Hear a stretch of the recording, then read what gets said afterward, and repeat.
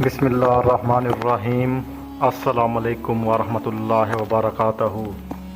محترم ناظرین و سامعین، آج ہم ایک نہایت اہم اور بنیادی اسلامی تعلیم پر بات کریں گے جو ہر دور میں زندہ و جاوید ہے، اور وہ ہے ظلم کے خلاف آواز بلند کرنا۔ ایمان صرف دل کا عقیدہ نہیں بلکہ عملی جدوجہد کا نام ہے۔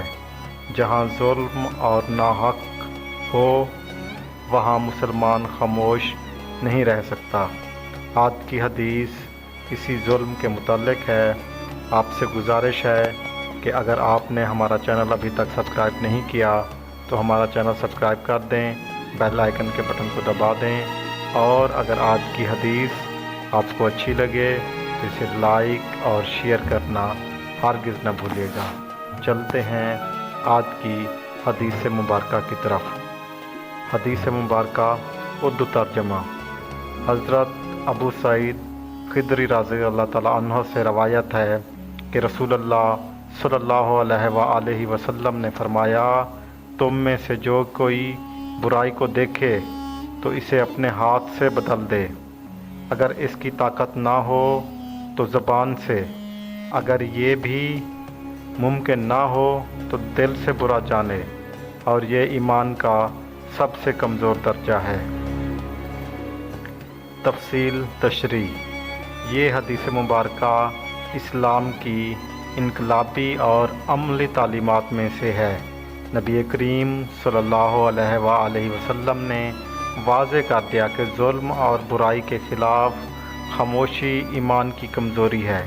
ایک مومن کا کردار ہمیشہ عدل قائم کرنے والا اور ظلم کے خلاف کھڑا ہونے والا ہونا چاہیے۔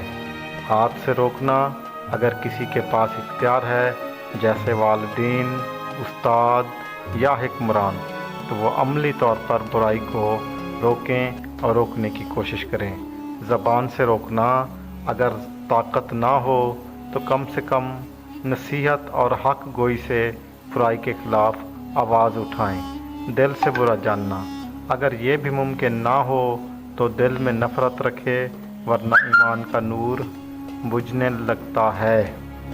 اسلام ہمیں یہ سکھاتا ہے کہ ایمان صرف نماز، روزہ یا ذاتی عبادات کا نام نہیں بلکہ معاشرتی ذمہ داری بھی ہے۔ اگر ایک معاشرہ ظلم اور ناانصافی پر خاموش ہو جائے تو وہ معاشرہ ایمان کی کمزوری کا شکار ہو جاتا ہے، اور ایسے معاشرے تباہ ہو جاتے ہیں جہاں پر ظلم ہو اور انصاف نہ ہو۔ اللہ تعالیٰ مجھے اور آپ کو ظالم کے خلاف آواز بلند کرنے کی توفیق عطا فرمائے، آج کی حدیث پر عمل کرنے کی توفیق عطا فرمائے۔ آخر میں ایک بار پھر آپ سے ریکویسٹ ہے کہ اگر آپ نے ہمارا چینل ابھی تک سبسکرائب نہیں کیا تو چینل سبسکرائب کر دیں، بیل آئیکن کے بٹن کو دبا دیں، اور اگر آج کی حدیث اچھی لگے تو اسے لائک، شیئر کریں اور کمنٹس میں اپنی رائے کا اظہار کریں۔ جزاک اللہ۔ اللہ حافظ۔